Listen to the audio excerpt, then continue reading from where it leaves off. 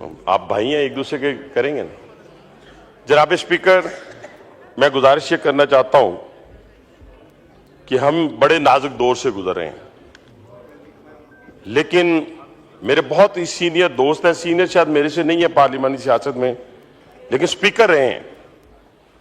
2 दिन पहले जो इन्होंने यहां पे स्पीच की है और इसमें पख्तून कार्ड खेलने की कोशिश की है, मैं बार बार इनको कह रहा हूं कि ये जुबान की बुनियाद के ऊपर, सुबाइयत की बुनियाद के ऊपर ये सारे कार्ड इस पाकिस्तान में पहले दुश्मन खेल चुका है।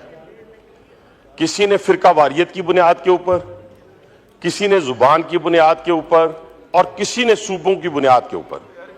ये जो आप खेल खेल रहे हैं, ये एक नाजुक खेल है। इसको पाकिस्तान की सालमियत पर अगर आंच आ रही है तो खुदा के लिए अपने इक्तदार की खातर ये कहना छोड़ दें। अच्छे बच्चे बने हैं, 8-10 दिन हुए आपको अच्छे बच्चे बना हुआ, तो आप अच्छे बच्चे बने रहें। दूसरा, अगर किसी को भी कोई जिच पहुंची है सियासी तौर के ऊपर तो उसका सियासी मुकाबला करें। आज जो गुफ्तगू आप करते हैं या करने जा रहे, मैं अब की आपको गारंटी देता हूं रावलपिंडी की, जी मैं रावलपिंडी से नुमाइंदगी कर रहा हूं। मैं कहता हूं कि एक पख्तून को, जनाब स्पीकर, एक पख्तून को रावलपिंडी के किसी एक थाने में बेगुनाह, गुनाहगार पंजाबी हो, पख्तून हो, वो सरकारी इमलाक को नुकसान पहुंचाए, वो किसी प्राइवेट इमलाक को नुकसान पहुंचाए, मैं जिम्मेदार नहीं हूं, लेकिन एक पख्तून को अगर रावलपिंडी के किसी एक थाने में बेगुनाह 1 रात 1 दिन रखा जाएगा, जनाब स्पीकर, मैं उसका जवाब दूंगा आपको। मैं नहीं हो सकता, यह मुमकिन नहीं है कि किसी पख्तून को बेगुनाह पकड़ा जाए। लेकिन आप करते क्या है जनाब स्पीकर, यहां पे आप आंखें दिखाते हैं स्पीकर को, वहां आप डी चौक में अकेला छोड़ के भाग जाते हैं।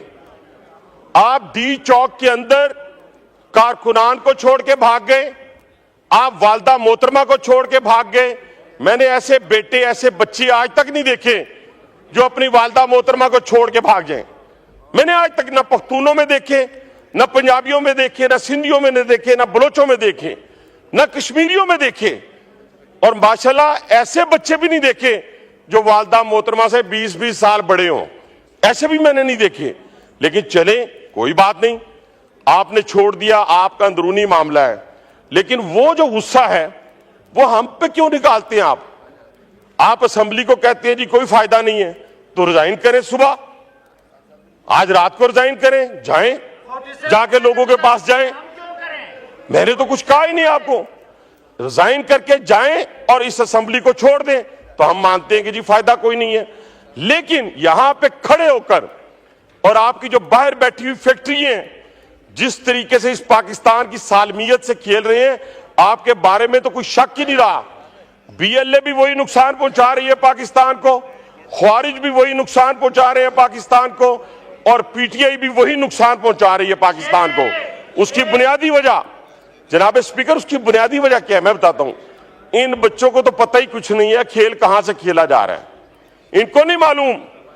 ये तो कठपुतली हैं, इनको क्या मालूम कि बानी पीटीआई जो है, इनको क्या मालूम। जनाब स्पीकर, ये कदम कदम बुलाएं, घबराना नहीं जनाब स्पीकर, घबराना नहीं। ये कदम कदम बुलाएं, ये सवाद कुएं जाना, ये कदम कदम बुलाएं, ये सवाद कुएं जाना। जिन्हें जिंदगी हो प्यारी वो यहीं से लौट जाएं।